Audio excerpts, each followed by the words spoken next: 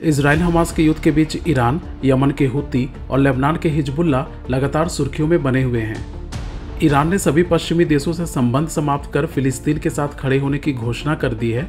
14 अप्रैल की रात को ईरान ने 300 से भी अधिक मिसाइलों के साथ इजराइल पर हमला बोल दिया।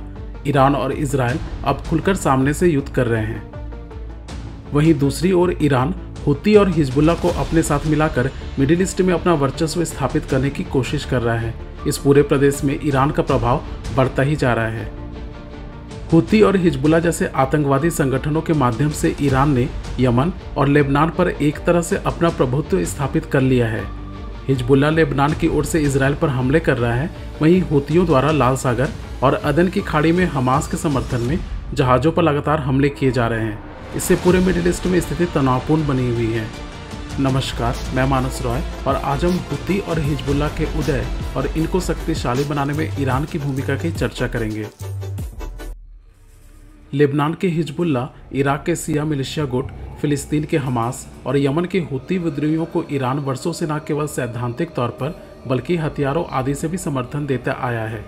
ईरान इन समूहों के लिए एक तरह से संरक्षक का काम करता है।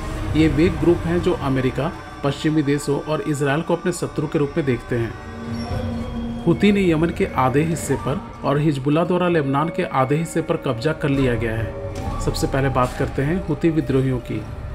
हुती का उदय 1980 के दशक में यमन में हुआ था। यह शिया मुसलमानों का सबसे बड़ा आतंकवादी संगठन है।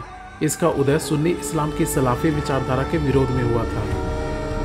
हुती समूह ने एक बड़ी सेना का निर्माण कर लिया है जो टैंक चलाने, एंटी टैंक गाइडेड मिसाइल चलाने, लंबी दूरी के बैलिस्टिक मिसाइल चलाने से लेकर तकनीकी वाहन तक को चलाने में सक्षम है। यमन की सेना के कुछ सैनिक भी हुती के साथ जुड़ गए हैं। हुती विद्रोहियों को ईरान का समर्थन है। दरअसल ईरान शिया बहुल देश है और हुती मुस्लिम भी इसी समुदाय से आते हैं। इजराइल और हमास के युद्ध में ईरान हमास का समर्थन कर रहा है। इसी के चलते हुती विद्रोही भी हमास का समर्थन कर रहे हैं और इजराइल पर हमले कर रहे हैं।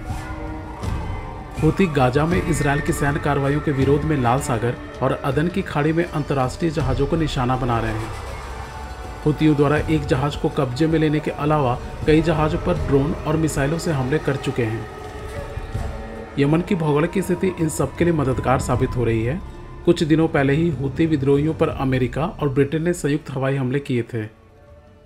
अब बात करते हैं हिजबुल्ला की, जो लेबनान में ईरान से समर्थन प्राप्त शिया इस्लामी राजनीतिक पार्टी और अर्धसैनिक संगठन है। 1980 के दशक में ईरान की वित्तीय और सैन्य सहायता से हिजबुल्ला का उदय हुआ था। हिजबुल्ला पर वर्षों से इजरायली और अमेरिकी ठिकानों को निशाना बनाते हुए बमबारी और षड्यंत्र रचने का आरोप लगता रहा है। इजराइल हमास के संघर्ष में हिजबुल्ला ने कहा कि वह इजराइल के खिलाफ जंग में योगदान देने के लिए पूरा तैयार है और कुछ दिन पहले ही उसने इजरायली सैन्य ठिकानों पर हमलों का दावा करते हुए कई वीडियो जारी किए थे।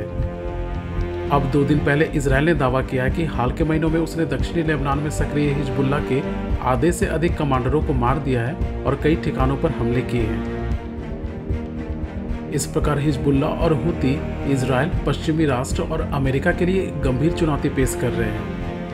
इजराइल को एक साथ 4 मोर्चों पर युद्ध करना पड़ रहा है। पश्चिम में हमास, उत्तर में हिजबुल्ला, पूर्व में ईरान और दक्षिण में हुती।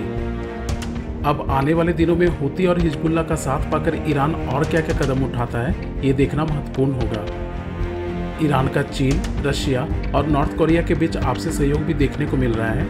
इस सहयोग में मिलिट्री और टेक्नोलॉजी का आदान प्रदान भी शामिल है। भविष्य में अगर ईरान परमाणु शक्ति से संपन्न हो जाता है तो मिडिल ईस्ट में पावर डायनामिक्स पूरी तरह से बदल जाएगा।